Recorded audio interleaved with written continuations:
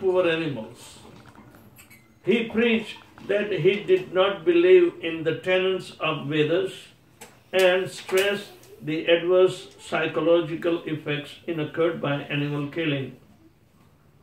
Less intelligent men of the age of Kali who had no faith in God followed his principle. And for the time being, they were trained in moral discipline and non-violence. The primary steps for proceeding further on the path of God realization. He deluded the atheist because the atheists who followed the principle did not believe in God. But they kept their absolute faith in Lord Buddha, who himself was the incarnation of God. Thus, the faithless people were made to believe in God in the form of Lord Buddha. That was the mercy of Lord Buddha. He made the faithless faithful to him. Killing of animals before the advent of Lord Buddha was the most prominent feature of the society. People claim that these were Vedic sacrifices. When the Vedas are not accepted through the authoritative disciplic succession, the casual readers of the Vedas are misled by flowery language of that system of knowledge. In the Bhagavad Gita, a comment has been made on such foolish scholars, that is, avipaschita. The foolish scholars of the Vedic literature who do not care to receive the transcendental message through the transcendental realized sources of disciplic succession are sure to be bewildered. To them, ritualistic ceremonies are considered to be all in all. They have no depth of knowledge. According to Bhagavad Gita, 15th chapter, 15th verse, Vedescha sarvam maham eva vedya. The whole system of the Vedas is to lead one gradually to the path of Supreme Lord. The whole theme of Vedic literature is to know the Supreme Lord, the individual soul, the cosmic situation and relationship between these items. When the relation is known, the relative function begins, and as the result of such a function, the ultimate goal of life is, or going back to Godhead, takes place in the easiest manner. Unfortunately, unauthorized scholars of the Vedas become captivated by purificatory ceremony only. The natural process is thereby checked. To such bewildered persons, the atheistic propensity, Lord Buddha is emblem of theism. He therefore, first of all, wanted to check the habit of animal killing. The animal killers are dangerous elements on the path going back to Godhead. There are two types of animal killers. The soul is also sometimes called animal or the living being. Therefore, both the slaughterer of the animals and those who have lost their identity of the soul are animal killers.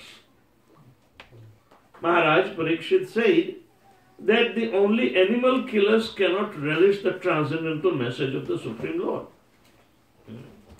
Therefore, if the people are to be educated to the path of Godhead, they must be taught first and foremost to stop the process of animal killing as above mentioned. It is nonsensical to say that animal killing has nothing to do with the spiritual realization. By this dangerous theory, many so-called sannyasis have sprung up by the grace of Kali Yuga who preach animal killing under the garb of the Vedas. The subject matter has clearly been discussed in the conversation between Lord Chaitanya and Maulana Chand Kazi Sahib. The animal sacrifice as stated in the Vedas is different from unrestricted animal killing in the slaughterhouses. because the Asuras or so-called scholars of Vedic literature put forward the evidence animal killing in the Vedas. Lord Buddha superficially denied the authority of the Vedas.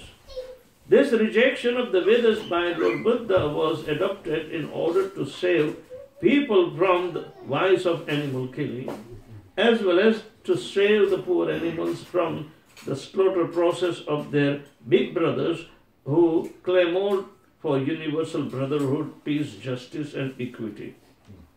There is no justice when there is animal killing. Lord Buddha wanted to stop it completely. And therefore, his cult of Ahimsa was propagated not only in India but also outside the country. Technically, Lord Buddha's philosophy is called atheistic because there is no acceptance of the Supreme Lord, and because that system of philosophy denies the authority of Vedas. But that in an act of camouflage by the Lord. Lord Buddha is the incarnation of Godhead. As such, he is the original propounder of Vedic knowledge. He therefore cannot reject Vedic philosophy, but he rejected it outwardly because the Suradvisha, or the demons who are always envious of the devotees of Godhead, try to support cow killing or animal killing from the pages of Vedas, and this is now being done in the modernized sannyasis. Lord Buddha had to reject the authority of the Vedas altogether. This is simply technical and has not been so, he would not have been so accepted as the incarnation of Godhead. Nor would he have been worshipped in the transcendental songs of the poet Jayadeva, who is a Vaishnava Acharya. Lord Buddha preached preliminary principles of the Vedas in a manner suitable for time being, and also did Shankaracharya to establish the authority of the Vedas. Therefore, both Lord Buddha and Acharya Shankara paved the path of theism, and Vaishnava Acharya, specifically Lord Chaitanya Mahaprabhu, led the people to the path towards the realization of going back to Godhead. We are glad that people are taking interest in non-violent movement of Lord Buddha, but will they take the matter very seriously and close the animal slaughterhouses altogether? If not, there is no meaning to the Ahimsa cult. Srimad Bhagavatam was composed just prior to the beginning of the age of Kali, about 5,000 years ago. And Lord Buddha appeared about 2600 years ago. Therefore, in Srimad Bhagavatam, Lord Buddha is foretold, and such is the authority of this clear scriptures. There are so many prophecies, and they are being fulfilled one after another. They will indicate the positive standing of Srimad Bhagavatam, which is without trace of mistake, illusion, cheating, and imperfections, which are the four flows of all conditioned souls. The liberated souls are also above the four flows. Therefore, they can see and foretell things which are to take place in the distant future dates. Om Ajnanatimirandhasya Jnananjanashalakaya Chakshulmilitam Yena Tasmai Shri Gurave Namah.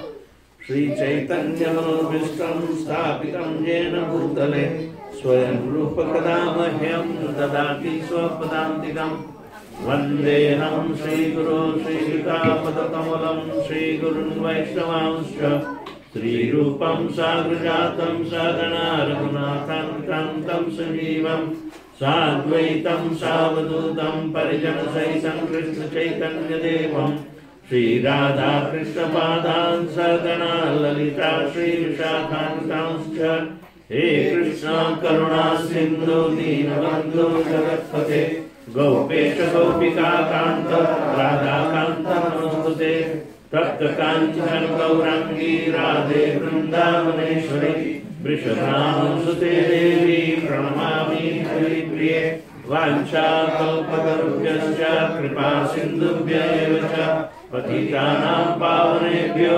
Vaishnavebhyo Namo Namaha Nama Om Vishnupadaya Krishna Prishthaya Bhutale Srimate Bhaktivedanta Swami Nityanamine Namaste Saraswate Deve Gauravani Pracharine Nirvishesha Shunyavadi Paschatya Desatarine Jai Shri Krishna Chaitanya Prabhu Nityananda Shri Advaita Radha Srivasadi Gaura Bhakta Vrinda Hare Krishna Krishna Krishna Hare Hare Hare Rama Rama Rama Hare Hare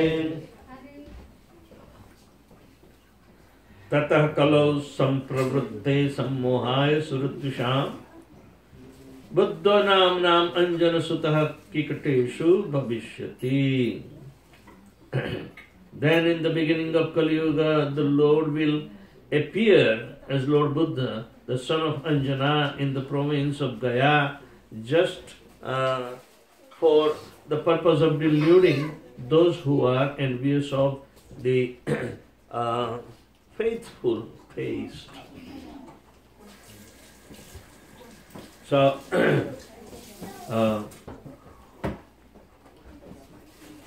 such a foretelling of incarnations, even in Kali Yuga, has been told.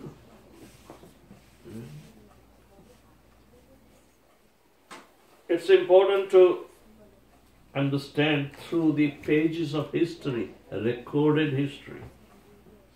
Bhagavatam is recording the history of even bygone ages, because everything repeats. History repeats itself, because in every age, when new millennium comes, in a day of Brahma, all the incarnations will come except Krishna, who comes only once. They will come 1,000 times, but Krishna comes only once. So, to understand the nature of the one who appears in 1,000, once in 1,000 times, is a very, very rare opportunity to understand such a character. But here it is said in the form of avatar or an incarnation that is about to come. Of course, we pass that time too. But if you match with the history, it is said, Prabhupada is saying that Kali Yuga started after Krishna left, that is about 5,000 years back. But at the same time, Buddha also appeared 2,600 years back. Right? So 2,400 years, they were completely corrupt. We see the corruption started as soon as Parikshit Maharaj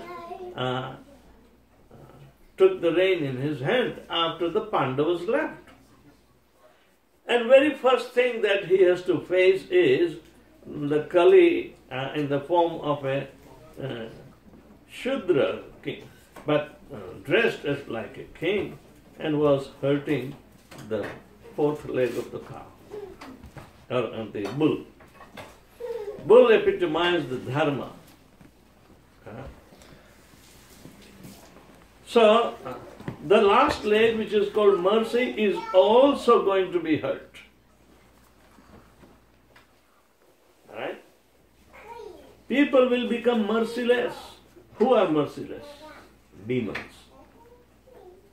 Today, such demons are that they can run over a truck on about 84 people and kill them. and injured so many, about 250 people. They are Suradvisham. The character of demons is that they are envious of not only demigods or even of the devotees. Devotees are who are imbibing the qualities of demigods. A devotee should not be sustaining any kind of jealousy towards another devotee, because jealousy is the nature of asuras, not suras, not devotees. Enviousness doesn't qualify us to become a devotee. Idam tu te guhyatamam pravakshyami anasuyave jnana vijnana sahitam yad gyatva mokshasya subhat. In the 9th chapter, I am imparting to you this, I think it is, 9th chapter, the knowledge of Lord Krishna himself, is being now elucidated by him personally. But the qualification was laid out before. I am imparting you to the most confidential knowledge about me. That confidential knowledge was not available in 1,999 cycles of avatars. Right? When Krishna came, he is exposing the knowledge of pure devotional service. So, Prabhupada said this is the most confidential knowledge. Something is confidential, maybe more confidential, but the most confidential. Guhyatamam. Guhyam, Guhyatar, and Guhyatamam. Most confidential knowledge.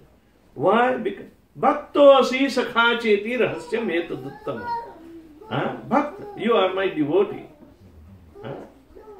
A devotee's qualification is that he is non-envious.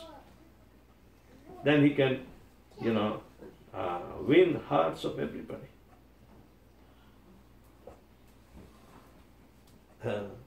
We understood when we were in New York, Prabhupada told about Lakshmi Nrsimha Prabhu that he doesn't have envy for anybody.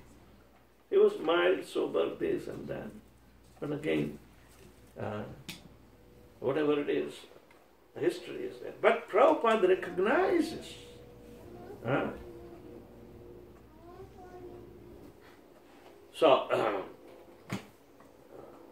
Most confidential knowledge is available to those who are non-envious, and then they are related to Krishna.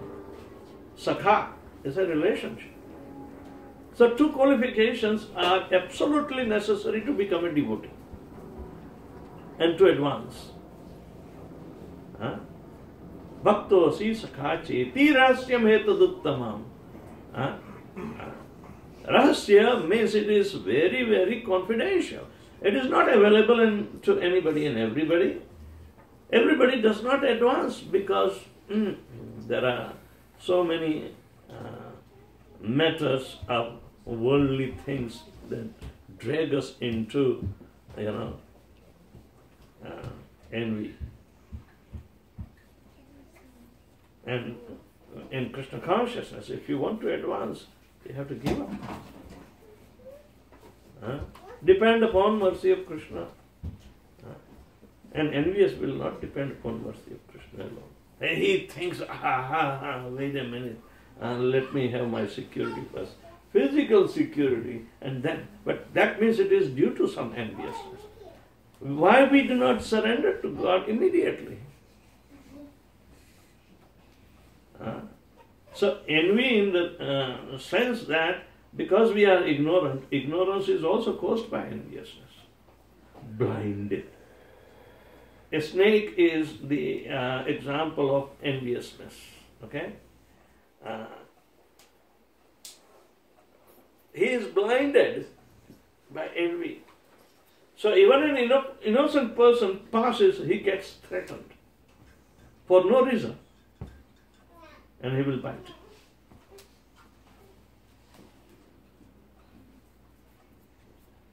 So that means when Kali Yuga started, Kali Yuga immediately spread out his influence equally on everyone, but he was challenged by Parikshit Maharaj.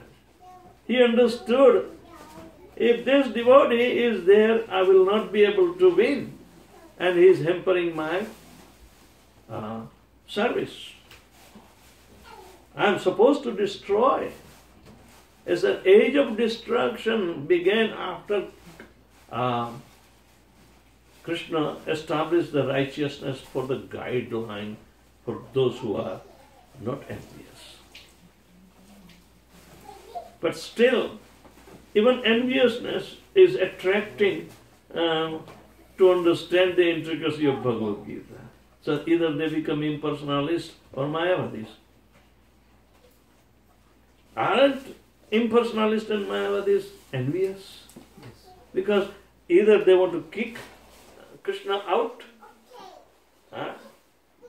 or they want to become Krishna themselves. Both are as good as atheists. Atheists are called Suradvisham, envious to the taste. They will keep on arguing, and neither they will progress, neither they will allow others to progress. They are disastrous people. The climax of enviousness is ISIS. That without any cause, they will kill innocent people because they are enraged. Out of ignorance, enraged means that they can't control their anger. They become fanatic. So, this enviousness corrupted even Brahmanas during that time. Under the pretense of eating meat, they were conducting the karma kandas where the animal sacrifice was given. But karma kand and the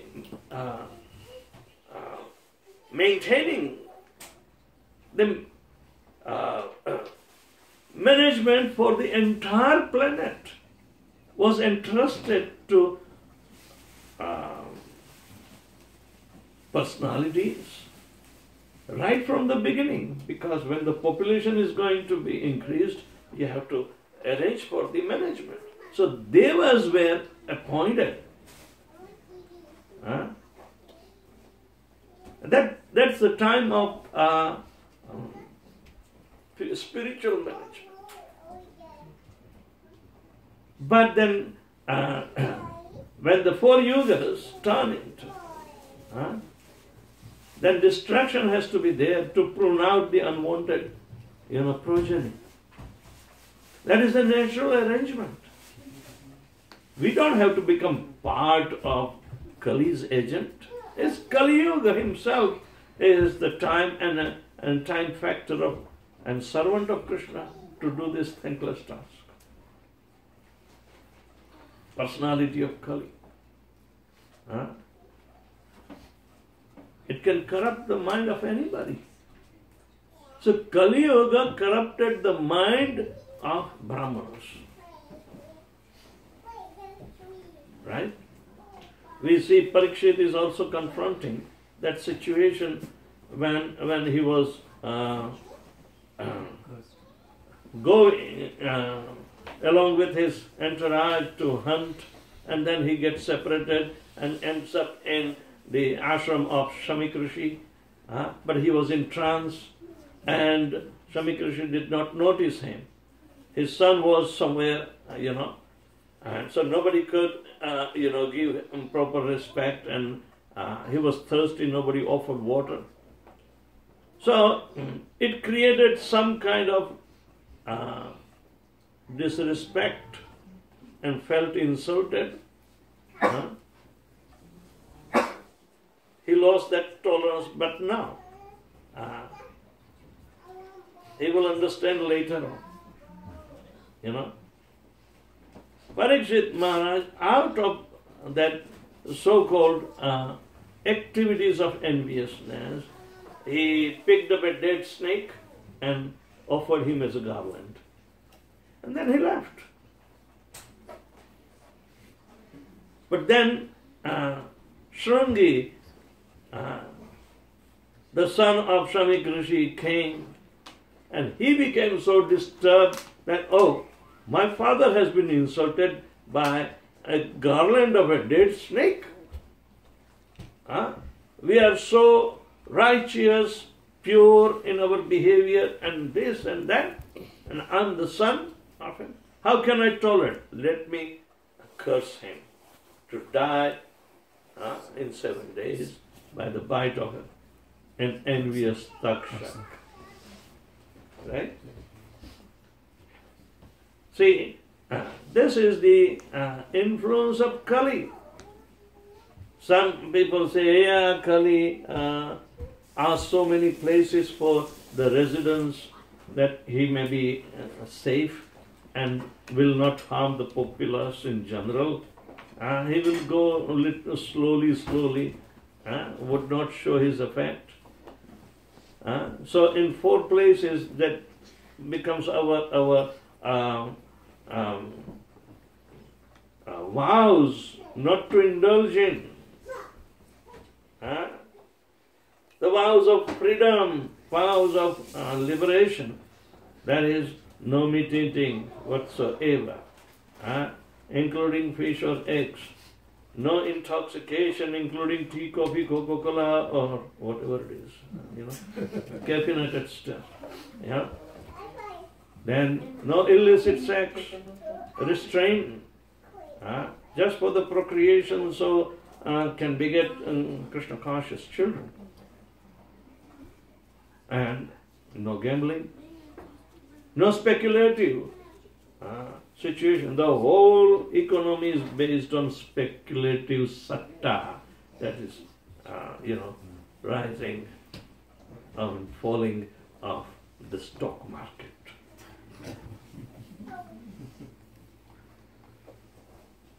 So, but he was not satisfied. He was not satisfied that these are the only 4.